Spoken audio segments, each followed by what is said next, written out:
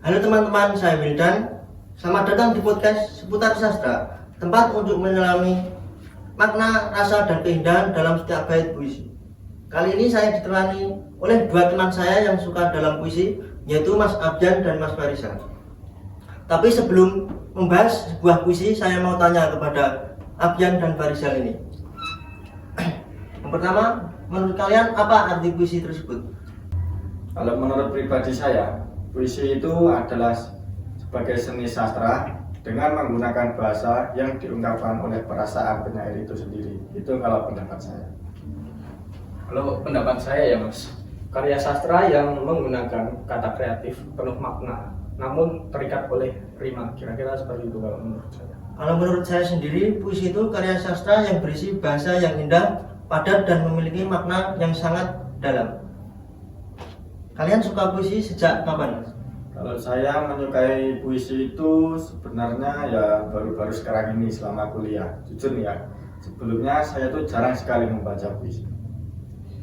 Kalau saya tuh kalau cuma baca puisi ya, itu udah dari SMA. Tapi mulai mendalami ya pas kuliah-kuliah ini. Berarti kita sama, Mas. Mulai suka puisi itu saat kuliah.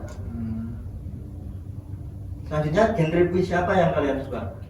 Untuk genre puisi yang saya sukai yaitu yang genre romans. Karena untuk anak seusia saya itu puisi itu cocok untuk dibaca.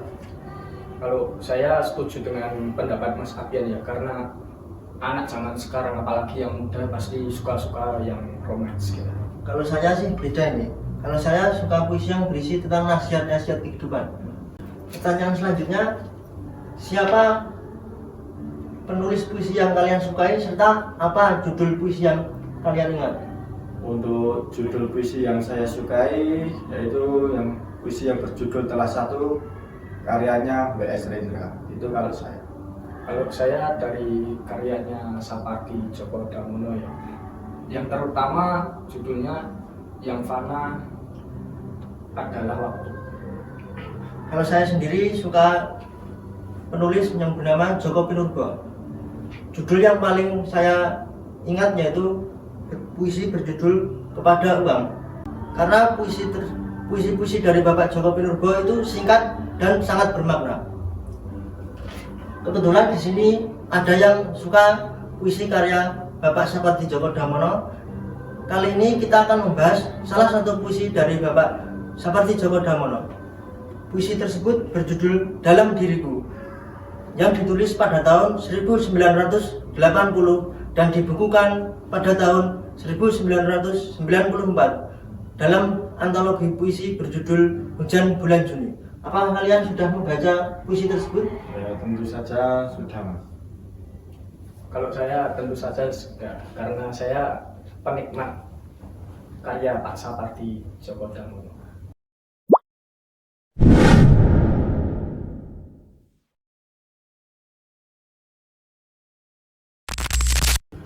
Saya akan membacakan puisi karya Sapardi Djoko Damono yang akan dibahas oleh kelompok kami. Dalam diriku mengalir sungai panjang, darah namanya.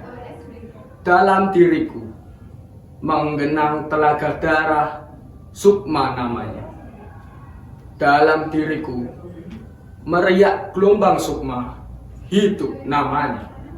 Dan karena hidup itu indah, aku menangis sepuas-puasnya. Cuma dari kata darah, sukma, dan hidup, puisinya terasa begitu dalam. Yuk kita bahas bareng-bareng, siapa tahu kamu jadi lebih paham atau malah tambah baper. Baik, langsung saja ke pembahasan isi puisi berjudul Dalam Diriku. Pada bait pertama yang berbunyi, dalam diriku mengalir sungai panjang, darah namanya. Menurutku ini menceritakan bahwa kehidupan fisik sangat mengalir terus-menerus dalam diri, diwakili oleh darah sebagai sumber hidupnya. Pada bait kedua yang berbunyi, dalam diriku menggenang telaga darah, sukma namanya. Itu menurut kalian apa sih? Kalau menurut saya ya, makna ini kan lebih dalam daripada bait sebelumnya. Makna ini artinya itu jiwa atau sukma, berasal dari hidup itu sendiri. Telaga darah adalah tempat diamnya sukma, maka dari itu jiwa manusia hadir dalam hidup fisik. Untuk bait ketiga yang berbunyi dalam diriku meriak gelombang sukma hidup namanya, itu menurut kalian apa sih? Nah, untuk di bait ketiga ini kan ada kata gelombang sukma, yaitu yang memiliki makna perasaan yang selalu bergerak. Nah, pada bait ketiga ini juga memiliki makna yang lain, bahwa yaitu tentang dinamika batin manusia. Itu kalau menurut saya sih. Pada bait terakhir atau bait keempat yang berbunyi dan karena hidup itu indah, aku menangis sepuas-puasnya, itu menurut kalian maknanya apa? Kalau menurut saya sih itu memiliki makna tangisan itu bukan berarti duka. Dalam hal ini tangisan itu sebagai rasa bersyukur terhadap kehidupan yang telah kita jalani saat ini. Nah, saya sangat setuju dengan pendapat Mas Abian. Tangisan itu di dalam puisi ini bukan duka, melainkan karena terharu akan keajaiban dalam kehidupan. Kira-kira sama kayak pendapat Mas Abian. Saya setuju dengan pendapat kalian semua, bahwa tangisan dalam puisi tersebut adalah bentuk rasa syukur atas kehidupan kita yang indah ini. Sebelum kita akhiri podcast tentang puisi ini, saya mau tanya sedikit lagi nih. Apa sih kesan pertama kalian setelah membaca puisi berjudul Dalam Diriku ini? Untuk kesan membaca puisi yang pertama yaitu tentang sederhana tapi penuh makna. Maksudnya dalam puisi ini kosakatanya itu terlalu sederhana, tapi maknanya itu ada. Itu kalau menurut saya. Kalau kesan pertama dari saya ya, kesannya membaca puisi ini sangat terpukau, apalagi dengan isi puisi yang penuh makna di dalamnya. Kalau aku sih takjub terhadap Bapak seperti Djoko Damono ini, apalagi dalam bait terakhir yang menceritakan tentang menangis bukan tentu kesedihan. Pertanyaan selanjutnya, pelajaran apa yang bisa kita ambil dari dalam puisi ini? Untuk pelajaran yang bisa kita ambil yaitu mengajarkan kita untuk menerima hidup dalam bentuk segala hal, baik itu suka maupun duka. Itu kalau menurut saya pribadi. Kalau saya hampir sama ya dengan pendapat Mas Abian, yaitu pentingnya menghargai hidup dan segala anugerah yang diberikan, serta mensyukuri setiap momen, baik suka maupun duka. Kalau saya sendiri, pelajaran yang bisa saya ambil adalah boleh menangis saat terharu, bukan hanya menangis dalam kesedihan. Apa simbol atau kiasan yang menarik di dalam puisi ini? Untuk simbol atau hiasan yaitu yang saya ambil adalah darah. Karena dalam hal ini darah itu melambangkan aliran kehidupan yang tidak pernah padam. Kalau saya gelombang sukma, karena itu menggambarkan sebuah dinamika emosi, pikiran, dan kesadaran manusia.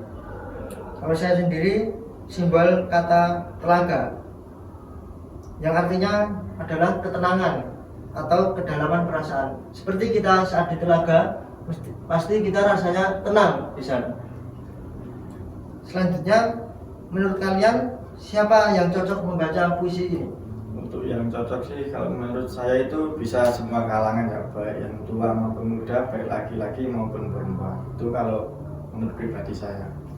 Tapi kalau menurut pribadi saya itu sendiri mungkin yang udah dewasa ya, atau udah cukup umur. Karena puisi ini agak sulit dipahami, mungkin kalangan muda akan lebih sulit kira-kira. Kalau menurut saya lebih saya sendiri yang cocok dan teman-teman seumuran saya. Menurut kalian, genre karya sastra apa yang harus dibaca untuk generasi sekarang? Untuk genre yang dibaca untuk anak zaman sekarang yaitu tentang sastra itu yang mengandung sebuah nasihat agar bisa menjadi pembelajaran bagi orang tersebut. Itu kalau saya. Kalau menurut saya itu seperti yang lucu-lucu ya, atau jenaka, seperti Pandun Jenaka, terus novel yang berisi lucu-lucu, karena anak muda zaman sekarang itu butuh hiburan. Kalau saya sendiri lebih ke karya sastra yang berisi tentang kesehatan mental, karena ini butuh sekali anak muda sekarang. Oke, itu obrolan kita tentang puisi yang berjudul Dalam Diriku. Ternyata kadang hal-hal penting dalam puisi justru tidak kelihatan dari luar, seperti dalam puisi ini tadi. Terima kasih sudah menonton video ini sampai selesai. Jangan lupa like, comment, dan share ke teman-teman kalian semua. Sampai ketemu di video selanjutnya. See you, bye bye.